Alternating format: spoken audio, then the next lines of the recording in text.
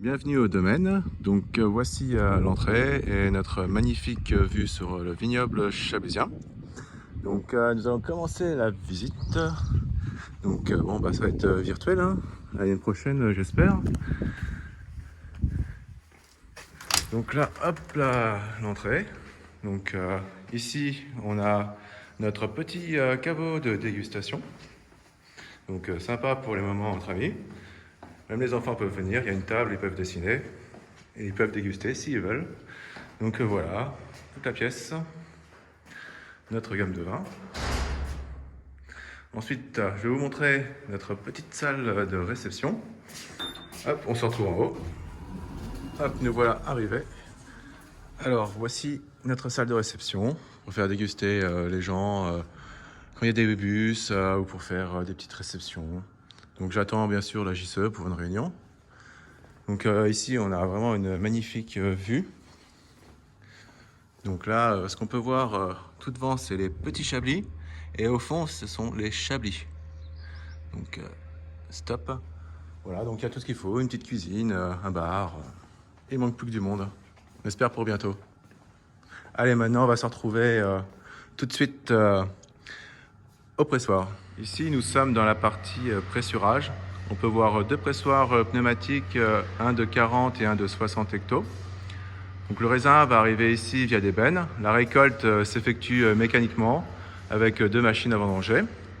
Donc une fois le raisin chargé dans le pressoir, là on peut voir qu'il y a une membrane blanche.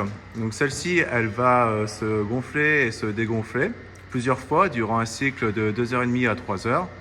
Et en se gonflant, ça va écraser les raisins qui vont libérer le jus et qui va s'écouler à travers ces drains que l'on voit ici et tomber au fond de la mets.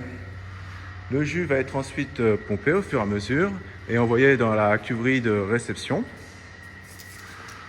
Donc dans la partie réception, on fait une étape vraiment très importante que l'on appelle le débourbage. Le débourbage consiste à éclaircir les jus car quand ils vont arriver ici, ils vont être troubles avec des dépôts. Alors on met les jus à une température de 7 à 8 degrés, ce qui permet de faire sédimenter tous les dépôts au fond de la cuve et récupérer le jus clair qui va se trouver au-dessus. Donc le jus clair va partir dans la partie vinification et les dépôts, ce qu'on appelle les bourbes, vont aller en distillation. Donc là, on est dans la partie vinification où les jus vont aller. Donc on peut voir ici des fûts, qu'on s'en sert essentiellement pour les premiers crus et les chablis vieilles vignes. Donc ici, on a toute une batterie en acier émaillé, ensuite une batterie en inox. Donc sur la batterie en inox, on voit très bien des serpentins.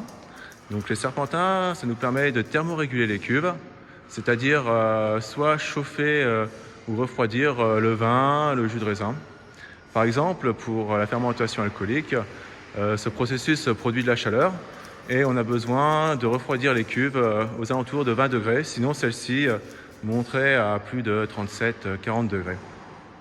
Ici, on a une capacité de stockage d'à peu près 2400 hectos, ce qui représente 280 000 bouteilles. Et on a fait l'acquisition d'un petit œuf pour voir ce que ça va donner sur le millésime 2019.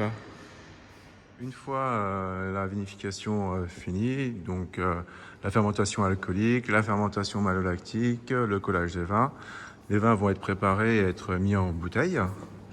Là, on va aller voir la machine qui sert à conditionner. Ici, nous avons la première étape, le rinçage des bouteilles avec de l'eau, le remplissage des bouteilles à 12 becs, ce qui permet de faire à peu près 1800 bouteilles heure, et la partie bouchonnage. Ensuite, les bouteilles vont faire tout un circuit pendant 3 minutes afin que le liège reprenne sa place et les bouteilles vont être stockées dans les caisses palettes fer. Ensuite, une fois que les vins ont reposé pendant 2-3 mois en palette, on les reprend et on étiquette les vins. Donc ici, nous avons la capsuleuse avec la sertisseuse et l'étiquetage. Et enfin, le cartonnage. Donc ici, c'est une commande pour les USA. Alors les vins qui vont être mis en bouteille et stockés en palette vont être déplacés dans cette zone-là. Ici, on a une capacité de stockage d'à peu près 200 000 bouteilles, si on veut. Ici, en ce moment, on doit être aux alentours de 70 000, 80 000 bouteilles, pas plus. Donc voilà, et on sert aussi de cet espace pour stocker les commandes. On va se retrouver dans les vignes pour vous montrer un petit peu le sol des petits chablis, des chablis, et puis aussi la magnifique vue des premiers crus borois. A tout de suite. Là, on est sur Lignerel, sur le dit L'Écret.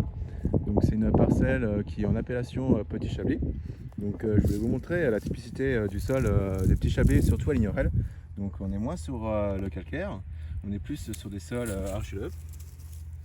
Donc là vous pouvez voir, c'est un petit peu plus compact et ça fait des vins un peu plus tendres, beaucoup plus riches je trouve, c'est moins sur la minéralité.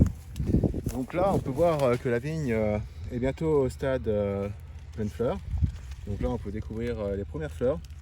Donc ça veut dire que dans 95-100 jours, on est en vendange, donc ce qui devrait être fin août. Tout à l'heure, on était en face, dans les petits chablis. D'ailleurs, les petits chablis sont enherbés et on les tond 2 fois au cours de la saison. Maintenant, on se trouve dans une parcelle de chablis. Les lieux-dits, c'est les 2 Vendées au carré. On peut remarquer tout de suite la différence au niveau du sol. On voit de suite des cailloux, du calcaire type caméridien. Pour nos chablis, on pratique les labours, comme des herbages mécaniques. Donc ce qui est vraiment important à voir, c'est même pas à 500 mètres à vol d'oiseau, on a un terroir qui va être différent. Et ce qui va faire aussi la beauté de Chablis et qu'on peut prétendre avoir 47 climats. Parce que chaque climat aura sa particularité du sol, d'exposition.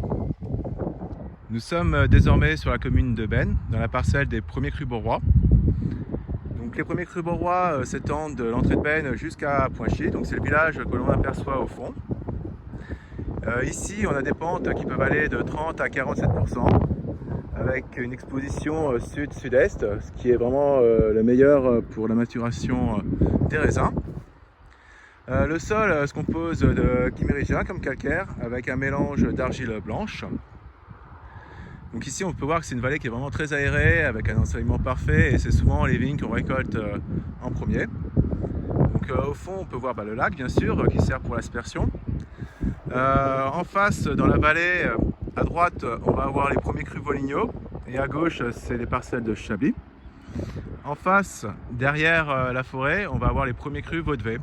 Donc ici on a vraiment du relief, tout ce qu'il faut pour faire des premiers crus top. Maintenant, je vous propose qu'on passe à la dégustation. Alors à tout de suite.